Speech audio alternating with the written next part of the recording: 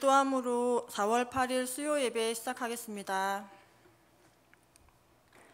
하나님 아버지, 수요 예배로 저희를 모일 수 있게 해주셔서 감사합니다.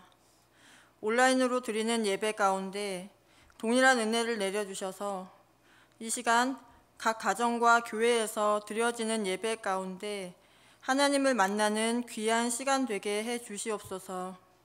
저희의 찬양과 기도를 받아주시고 말씀으로 저희 가운데 역사해 주시옵소서.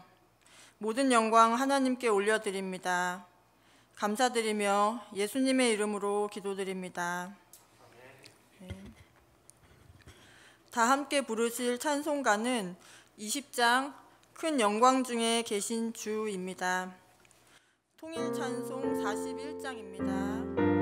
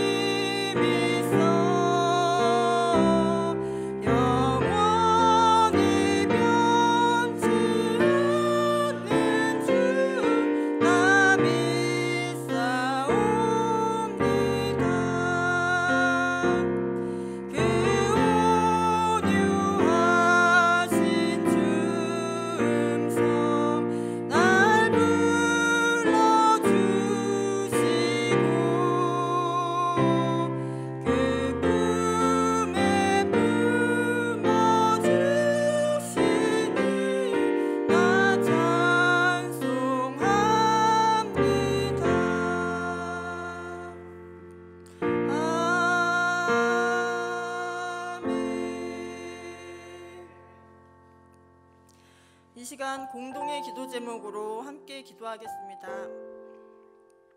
먼저 나라와 민족을 위해 기도하겠습니다. 속히 코로나 바이러스가 잡혀서 고통과 두려움 가운데 있는 사람들이 안정을 찾을 수 있게 해주시고 코로나 바이러스로 인한 경제적, 사회적 어려움들이 잘 해결될 수 있도록 기도 부탁드립니다. 또한 세워주신 리더들이 하나님이 주시는 지혜로 이 어려운 상황들을 잘 헤쳐나갈 수 있도록 나라를 위해 바른 결정을 할 수 있도록 기도 부탁드립니다. 북한 땅에 코로나 바이러스가 확산되지 않게 해주시고 이번 일을 계기로 북한의 지도자들이 인간의 한계를 깨닫고 자신들의 욕심을 내려놓으며 하나님을 경외하는 마음이 생길 수 있도록 이것을 위해 다 같이 기도하겠습니다.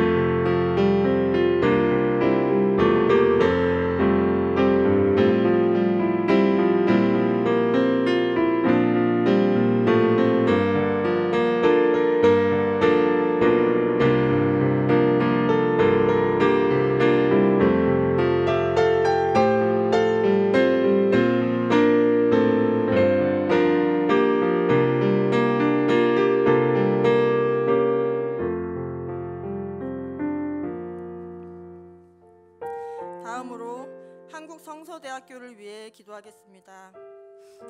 처음 겪는 온라인 수업이라는 상황 가운데 어려움이 많습니다. 이러한 상황 속에서 서로 돕고 배려하는 마음으로 함께 이겨나갈 수 있게 해주시고 바이러스로부터 학교를 지켜주시기를 기도해 주십시오.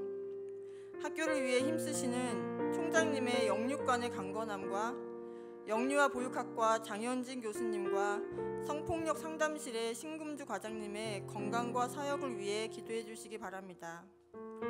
또한 졸업자들이 어느 곳에 있던지 하나님께서 심으신 그 자리에서 복음 전도자로서 열매 맺는 삶을 살게 되기를, 이것을 위해 다 같이 기도하시겠습니다.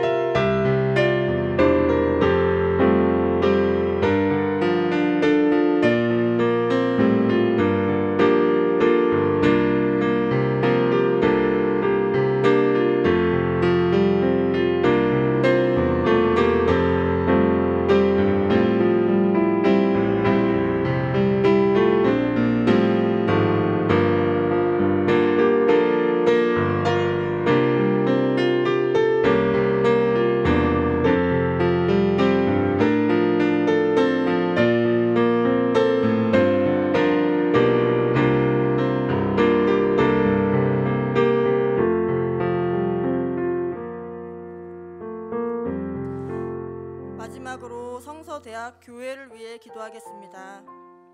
현재 드려지고 있는 온라인 예배 가운데 하나님의 은혜가 넘치도록 기도해 주시고 바이러스로부터 성도님들을 위로 기도해 주십시오.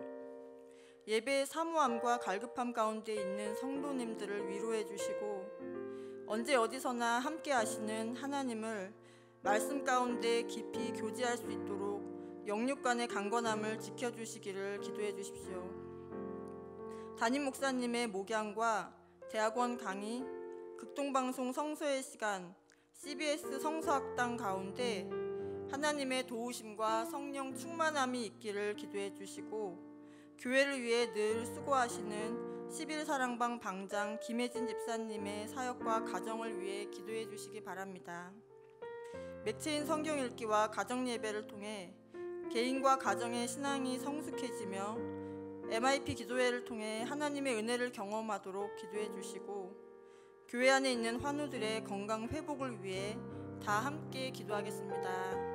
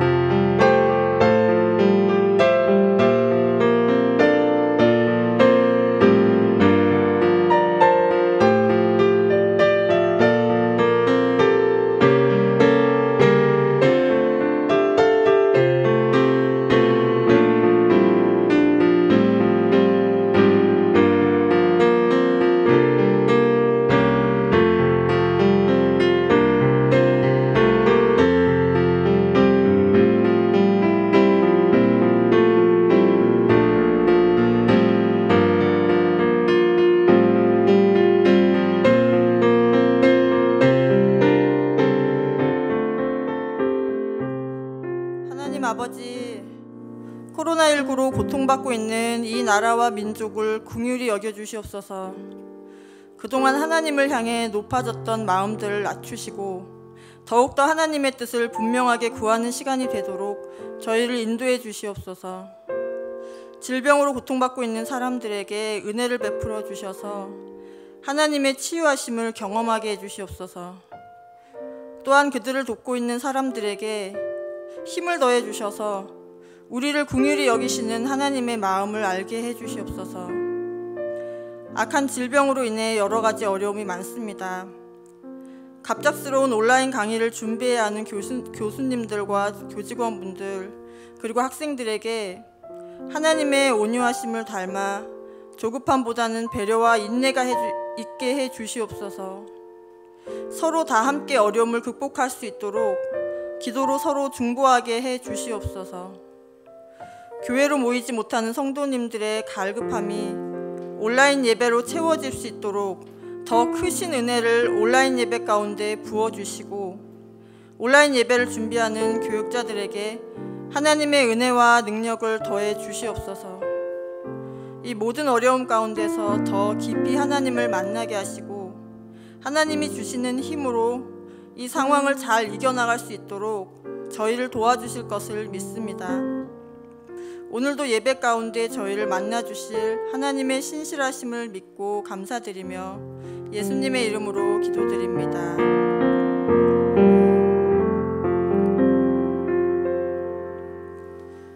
오늘 함께 읽으실 말씀은 열왕기상 3장 1절부터 3절까지 말씀입니다. 열왕기상 3장 1절부터 3절까지 말씀입니다. 제목부터 다 함께 읽겠습니다. 솔로몬이 지혜를 구하다. 솔로몬이 애굽의 왕 바로와 더불어 혼인관계를 맺어 그의 딸을 맞이하고 다윗성에 데려다가 두고 자기의 왕궁과 여호와의 성전과 예루살렘 주위의 성의 공사가 끝나기를 기다리니라. 그때까지 여호와의 이름을 위하여 성전을 아직 건축하지 아니하였으므로 백성들이 산당에서 제사하며 솔로몬이 여호와를 사랑하고 그의 아버지 다윗의 법도를 행하였으나 산당에서 제사하며 분향하더라. 아멘. 솔로몬의 두 마음이라는 제목으로 담임 목사님 나오셔서 말씀 전해 주시겠습니다. 기도하겠습니다. 하나님 감사합니다. 온라인으로 또 현장 예배로 하나님께 수요 예배를 드릴 수 있도록 인도하시고 또 화면 앞으로 또 교회 앞으로 나올 수 있도록 은혜 주셔서 감사합니다. 어디서나 우리가 주님 앞에 나가고 주님의 말씀을 듣는 귀한 시간 주셔서 감사합니다. 오늘도 메마른 땅에 샘물이 터지듯 하나님의 말씀이 우리 가운데 임하에게, 그래서 우리의 심령이 새로워질 수 있고 하나님을 바로 바라볼 수 있고 하나님의 임재를 느낄 수 있는 귀한 시간 되게 인도해 주옵소서. 감사하며 예수님 이름으로 기도합니다. 아멘. 솔로몬은 어떤 사람이었을까? 구약학자들이 솔로몬의 이야기가 적힌 열왕기상 1장부터 11장을 둘로 나눠요. 솔로몬의 마음으로 둘로 나누는데, 하나가 지혜를 구하고 지혜로운 왕으로 살아간 이야기가 3장부터 8장까지. 그러니까 솔로몬의 첫 번째 마음, 하나님의 뜻대로 구했던 것을 3장부터 8장까지 이야기합니다. 그리고 하나님의 말씀을 어기고 자기 뜻대로 살아간 이야기, 그래서 그 이야기가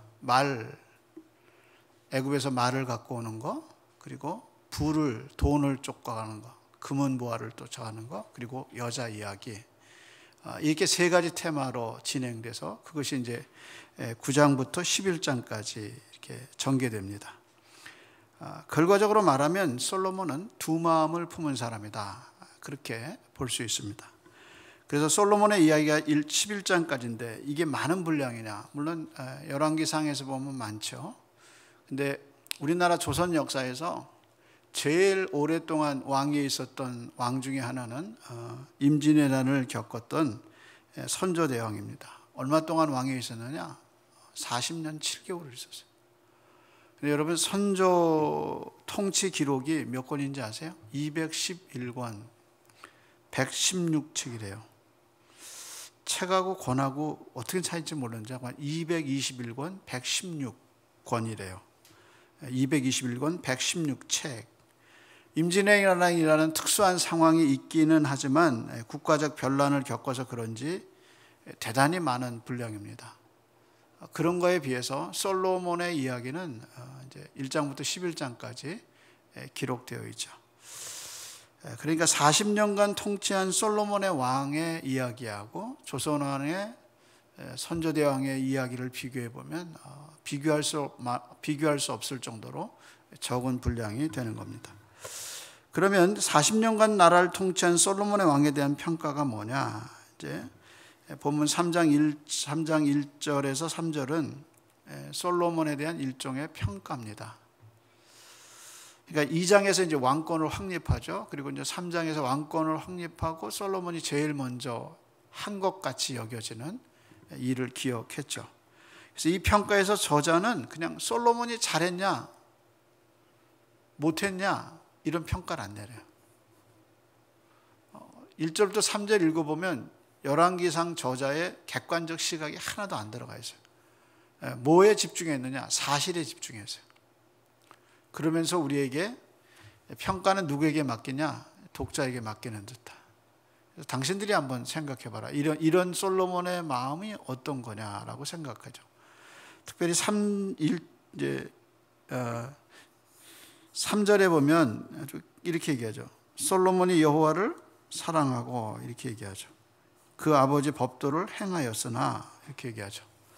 그러면서 법도를 사랑하고 하나님을 사랑하는 왕이 1절, 2절에 애굽 공주하고 결혼해? 이제 그러면서 이제 고개가 갸우뚱하게 만들고, 그 다음에 법도를 따랐으나, 그 나로 끝나죠. 법도를 따랐다가 아니라 따랐으나, 그리고 이제 산당 이야기가 나오죠. 그러니까 저자는 솔로몬의 이런 행위가 어떻다 저렇다 판단을 하지 않고 사실적 이야기만 우리에게 전해주는 것을 볼 수 있습니다. 이게 목양에서 목회자들이 적용해야 할 원리 하나가 될 수 있습니다. 아직은 판단하지 않는 거예요. 쉽게 판단하고 쉽게 정죄하고 쉽게 칭찬하고 그러지 않는 거예요. 그래서 저자는 3장을 시작하면서 솔로몬의 이야기를 객관적인 사실만 우리에게 알려주고 있어요. 대신 독자인 우리에게 저자는 솔로몬을 평가할 수 있는 이야기의 주제를 준 것을 볼 수 있습니다. 그래서 1절에서 3절에 나오는 이야기를 이제 몇 가지로 이제 3장 이제 전개되면서 몇 가지로 우리가 분석할 수 있는데, 그 중에 첫째가 뭐냐면 결혼 이야기예요. 결혼. 1절에 애굽 왕 바로의 딸과 결혼한 이야기가 나오고, 우리에게 왜 솔로몬이 바로 왕의 딸과 결혼했을까 하는 설명이 없어요. 그렇잖아요. 설명이 있어야 되는데 설명이 없어요. 그냥 바로 왕의 딸과 결혼했다. 이게 이제 설명이 없는 객관적 사실만 이야기해 주죠. 두 번째는 이제 건축 이야기예요. 솔로몬이 현재 몇 개의 건축이 시도 중이에요. 특별히 자기 궁전도 짓고 성전도 짓고, 그 다음에 예루살렘의 성벽도 공사합니다. 성벽 이제 지나가면서 이제 건축 이야기를 우리에게 해주고 있어요. 솔로몬의 성전에 대해서 우리가 굉장히 극찬을 하잖아요. 솔로몬의 성전과 궁전 이야기를 하면서 솔로몬 시대의 성전이 얼마나 화려하고 얼마나 좋은 건가, 이렇게 이제 좋은 쪽에서만 얘기하죠. 근데 저자는 그 건축 이야기 속에서 우리가 이제 배워야 할 여러 가지 이야기들을 숨겨놨어요. 그걸 이제 앞으로 우리가 공부하게 될 겁니다. 세 번째는 이제 산당에서 제사하는 이야기가 나옵니다. 이 세 가지 이야기 중에 3장을 이제 끌어가는 이야기는 세 번째 산당 이야기죠. 그래서 이제 본문에 솔로몬의 이야기가 끝나고 이제 드디어 이제 산당에 기브온 산당에 가서 솔로몬이 이제 지혜를 놓고 기도하는 장면을 이제 이 앞에서 이제 우리가 보게 되는 겁니다. 그래서 다음 주에는 이제 기브온 산당에서 솔로몬이 1000번제를 드리다가 지혜를 얻었다. 솔로몬의 기사에서 어떻게 보면 아주 유명한, 그래서 학부모들이 좋아하죠. 특별히 입시를 앞두고 1000번째 또 지혜, 그래서 그 지혜로 입시를 잘 치를 수 있도록 굉장히 좋아하는 이야기죠. 그래서 그 이야기가 이제 산당 제사하고 연결돼서 나오는 것을 봅니다. 그런데 이 세 가지 주제 중에 결혼과 건축 이야기는 아무 언급이 없이 지나갑니다. 근데 이게 왜 우리에게 중요한가? 그것은 솔로몬의 마음 상태를 보여줘요. 그래서 한마디로 솔로몬의 마음이 뭐냐? 두 마음, 혼합된 마음이다. 그것을 우리가 본문에서 읽어볼 수 있습니다. 우선 3장 1절 한번 볼까요?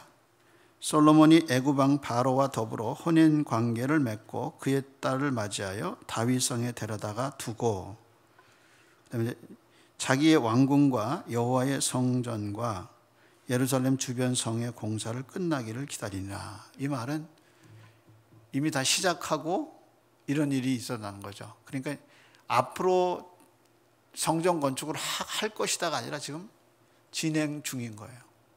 그래서 이제 세 가지 주제, 마지막으로는 산당 주제, 결혼 주제, 두 번째는 이제 건축 주제, 이 세 가지 얘기를 1절에서 3절까지 얘기하고 앞으로 솔로몬의 이야기가 어떻게 풀어져 갈 거냐, 이렇게 세 가지 이야기로 풀어져 갈 거다. 그걸 우리에게 암시하고 줘서 책을 사면 이제 책에서 제일 중요한 게 뭐냐? 서문이죠, 서문. 특별히 논문 같은 경우는 논문의 방향 같은 걸 다 앞에다 써두잖아요. 그래서 이 논문이 이렇게 전개될 것입니다 라고 쓰듯이 책을 사서 그 책이 좋은 책인가 알 수 있는 것은 차례하고 서문을 꼭 봐요. 그래서 서문을 쭉 읽어가면 이 책의 방향과 이 책의 끝에 진행 목적을 알죠. 근데 서문에 그런 게 없다, 좋은 책이 아닐 수 있어요. 그것처럼 솔로몬의 이야기가 이제 앞으로 3장부터 쭉 전개되는데 1절과 3절에 이 이야기가 앞으로 어떻게 전개될 것이냐 하는 것을 세 가지 주제로 해놓은 거죠. 그러면서 이제 저자가 솔로몬의 마음이 어떤 마음이냐? 혼합된 두 가지 마음이다. 그럼 우리는 여기서 하나님이 다윗과 솔로몬을 두 사람을 놓고 볼 때 근본적인 차이가 뭘까? 그건 사도행전 13장에 하나님이 다윗을 만났을 때 하신 말씀에서 우리는 알 수 있어요.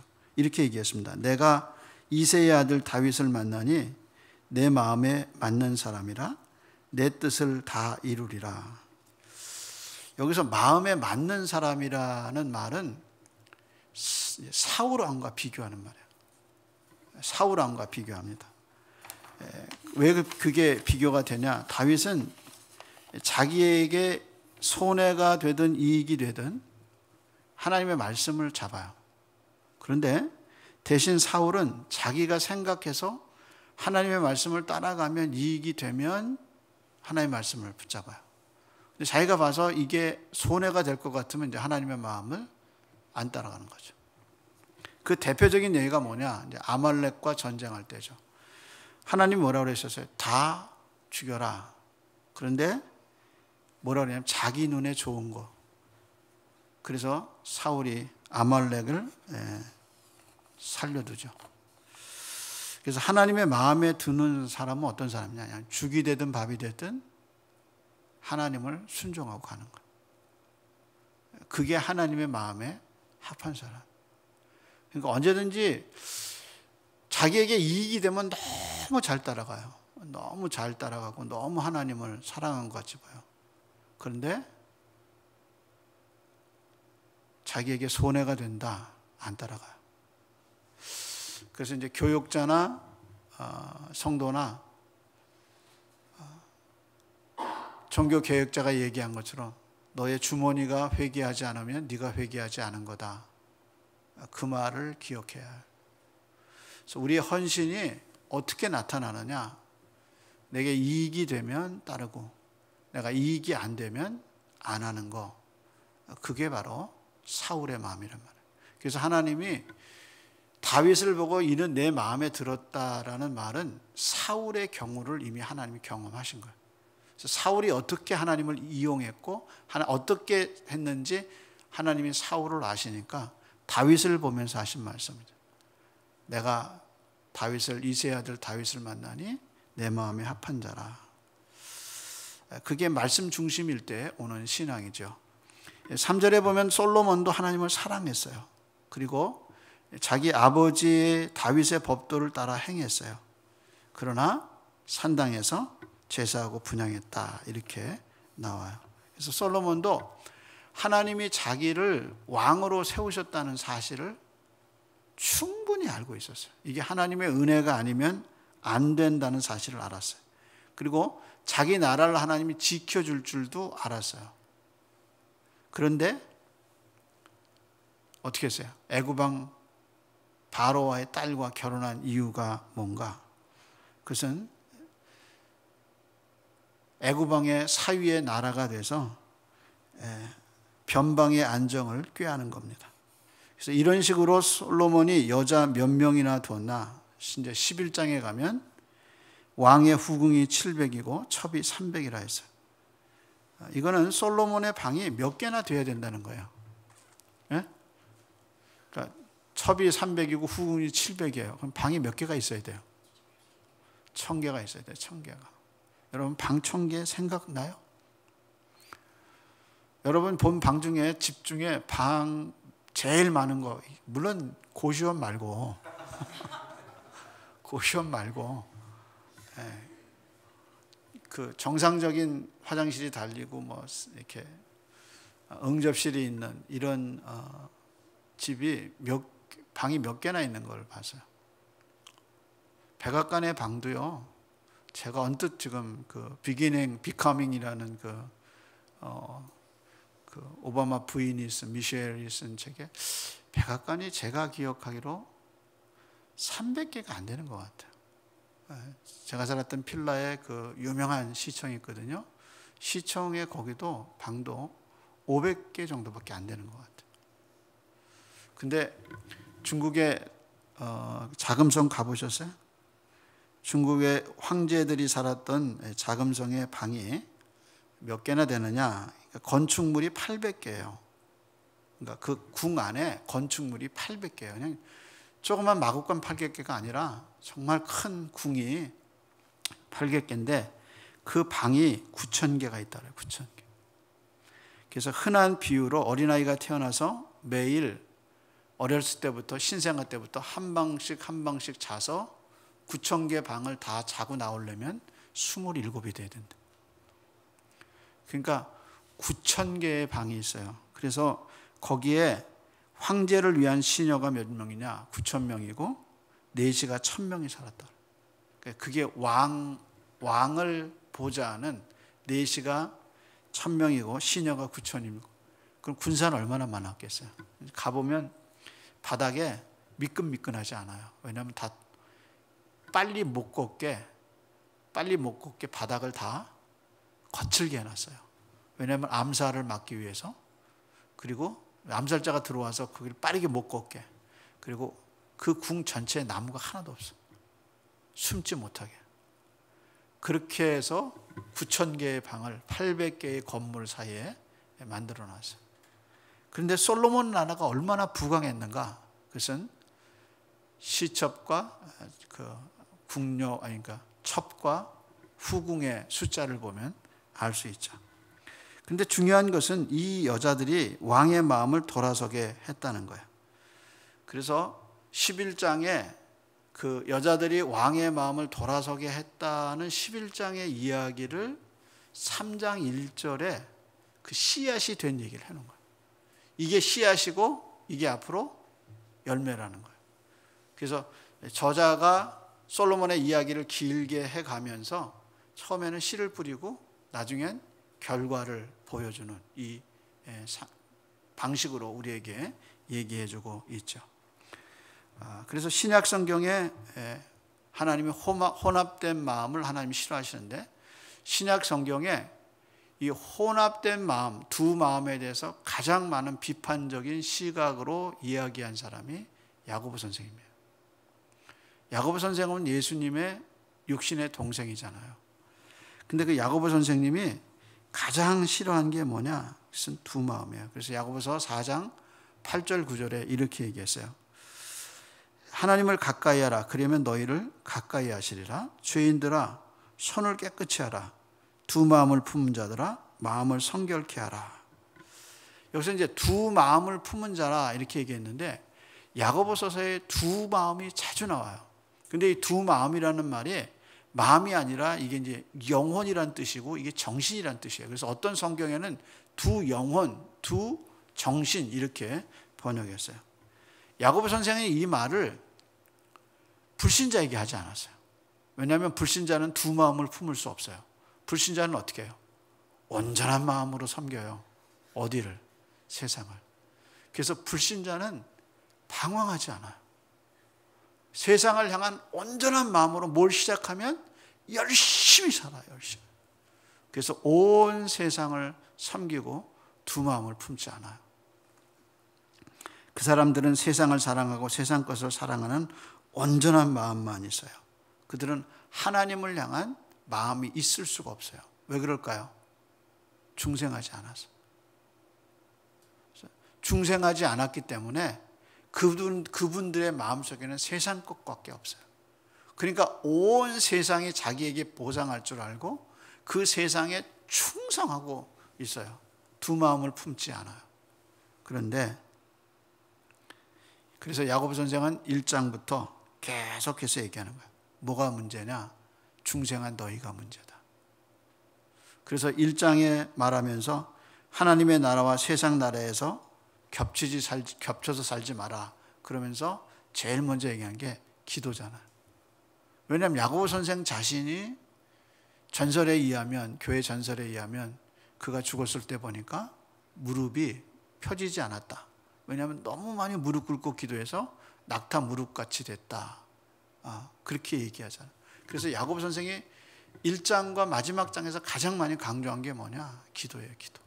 그러면서 1장에서 이렇게 얘기하잖아요. 하나님의 나라와 세상 나라에서 겹치지 말라. 그렇게 하고 기도 얘기하면서 믿음으로 구하고 조금도 의심하지 말라. 그리고 의심하는 자는 마치 바람에 밀려 요동하는 바닷물결 같다. 그 다음 말이 두 마음을 품어 모든 일에 정함이 없다. 정말 하나님의 주권을 믿고 하나님의 살아계심을 믿는다면 이제 그게 신앙의 전제잖아요. 중생한 사람에게 하나님이 어떤 분인가가 들어오고 그 하나님이 정말 세상을 통치하시고 당신의 아들 예수 그리스도를 통해서 우리를 구원하셨다면 이게 이제 가정이잖아요. 중생한 사람에게만 들어올 수 있는 마음인데 그랬다면 기도하는 것에 대해서 의심하지 않는 거죠. 그래서 조금도 의심하지 말고 그렇게 얘기하잖아요. 그리고 의심하는 자는 바닷물결에 요동하는 바람에 밀려 요동하는 파도 같다. 그리고 두 마음을 품은 자는 얻지 못하리라. 이렇게 얘기하고 있습니다. 그러면서 야고보 선생은 또 3장에 또 두 마음을 얘기하죠. 혀 이야기하면서 이렇게 얘기하죠. 혀가 축복과 저주를 어떻게 낼 수 있느냐. 그리고 비유를 하나 드는데 그 비유가 샘 비유잖아요. 샘. 너희들 샘 보지 않느냐? 샘이 어떻게 쓴물을 내고 동시에 단물을 내느냐? 그럴 수 없다는 거죠. 그러면서 혀의 사용에 얘기하면서 그 다음에 어떻게 찬송과 저주가 같이 나오겠느냐? 그거죠. 그래서 중생한 사람이 세상에 겹쳐서 살지 않고 온전히 하나님께 영광을 돌리고 살 수 있는, 그래서 그것이 윤리에서 나타날 수 있도록, 삶에서 말 속에서 나타날 수 있도록 강력하게 권고하죠. 그러면서 이제 4장에 가서 아까 이야기한 것처럼 두 마음을 또 얘기하죠. 그러면서 두 마음을 품지 마라 이렇게 얘기하죠. 그래서 하나님을 가까이 하라 이렇게 얘기합니다. 그러면서 손을 깨끗이 하라. 여러분 맞잖아요. 두 마음을 품고 그 다음 말이 뭐냐면 손이에요. 그러니까 마음에 품은 것이 어디서 나타나냐? 손으로 나타나요. 그래서 손을 깨끗이 하라. 하나님을 가까이 하라. 그러면 가까이 하시라. 손을 깨끗이 하라. 그러면 하나님 너희를 가까이 하시리라. 그렇게 우리에게 회개를 얘기하고 있죠. 솔로몬의 기록에서 하나님을 가까이 했을 때 이야기와 하나님을 멀리 했을 때 이야기 둘로 나뉘어진다는 서론의 말을 여러분 기억하셔야 돼요. 솔로몬의 기록은 하나님을 그가 전심으로 하나님을 향했을 때 얼마나 복됐는가 하는 이야기와 그가 하나님에게서 마음이 멀어지고 그 다음에 여인들의 말을 듣고 세상에 점점점 부와 세상의 그 명예에 빠져들었을 때 그가 어떻게 하나님을 거역하게 됐는가, 그 두 이야기로 기록되어 있습니다. 그래서 야고보 선생이 얘기했어요. 손을 깨끗이 하라. 주 앞에서 낮추라. 그 말은 하나님을 가까이 하는 방법이 뭐냐? 내가 얼마나 세상에 빠져 있는가 한 번씩 돌아봐야 돼. 그래서 손을 씻듯이, 요즘 손 씻는 거 우리 얼마나 잘해요. 저도 얼마나 잘 닦는지 몰라. 왜? 코로나 걸릴까 봐. 나라도 확진자 돼서, 지금 내가 확진자 되면 진짜 난리 나잖아요. 그러니까 제일 기본이 뭐냐? 손 씻으라는 거예요. 정말 내가 생명을 전하는, 그러니까 정말 내 안에 생명이 있다면, 그리고 하나님이 나를 중생시켜 하나님을 알게 하고 천지의 창조주, 구속주를 알게 되었다면 정말 세상을 가까이 하면 안 되죠. 그래서 우리 속에 끊임없는 죄의 유혹과 끊임없는 세상의 유혹에 대해서 우리가 할 수 있는 일은 뭐냐? 물두멍에 얼굴을 비추듯 성소에 들어가기 전에 손과 발을 씻듯이 우리의 삶 속에서 내가 얼마나 세속적인가, 내 생각이 얼마나 더러운가, 그분의 말씀에 나를 비춰보고 회개하는 것. 그리고 하나님을 가까이 하고, 하나님, 이래서 제가 범죄했습니다. 나를 불쌍히 여겨주소서 하고 손과 발을 씻는 그 회개의 역사가 우리를 하나님께 더 가까이 가게 하는 줄로 믿습니다. 삶 속에서 회개는 반드시 있어야 하는 하나님의 성령의 역사입니다. 그것이 성령의 역사가 아니면 안 됩니다. 따라서 하나님의 말씀에 비추어서 날마다 자신을 바라보며 주님을 더 가까이 하는, 두 마음이 아니라 온전한 마음으로 주님을 섬겨가는 여러분과 제가 되기를 소원합니다. 기도하겠습니다. 하나님 아버지의 은혜를 감사합니다. 열왕기상 3장 1절에서 3절을 통해서 두 마음을 품은 솔로몬의 이야기와 중생했으나 이 땅을 살아가면서 여전히 세속적이고 세상적인 우리의 마음을 돌아보게 하셔서 감사합니다. 하나님, 우리가 좀 더 주님을 가까이 하는 저희가 되게 긍휼히 여겨주시고 성령의 충만을 더하여 주셔서 하나님을 영화롭게 하고 하나님을 기쁘시게 하는 삶을 살 수 있도록 은혜를 베풀어 주옵소서. 우리의 손이 많이 더러워졌습니다. 주님, 씻어 주옵시고 우리 속에 회개의 영으로 채워주셔서 우리의 삶 속에 정결함과 순결함이 하나님 앞에 있도록 우리 모두를 붙잡아 주옵소서. 세상에서 힘들게 여러 가지 어려운 환경 속에서 믿음을 지키고자 몸부림치고 힘쓰는 우리의 성도들에게 성령님의 충만함을 더하여 주옵시고 하나님을 섬기는 것이 얼마나 영광스러운가를 알게 해주시고 그 영광의 길을 잘 걸어가는 우리 사랑하는 성서대학 교호와 성도들이 되게 지켜 주옵소서. 이제는 우리 주님 예수 그리스도의 변함없으신 사랑하심과 당신의 아들을 이 땅에 보내셔서 성결의 길을 걸을 수 있도록 은혜를 베풀어 주신 하나님 아버지의 그 변함없으신 사랑하심과 우리로 하여금 그리스도를 바라보게 하시고 우리의 허물을 깨닫게 하시고 그러나 기도하시는 그리스도를 알게 하시고 힘과 용기와 능력을 입혀주시는 성령 하나님의 은혜가 온라인으로 예배하고 현장에서 예배하는 모든 성도들의 머리 위에 이제부터 영원토록 함께 있을지어다. 아멘.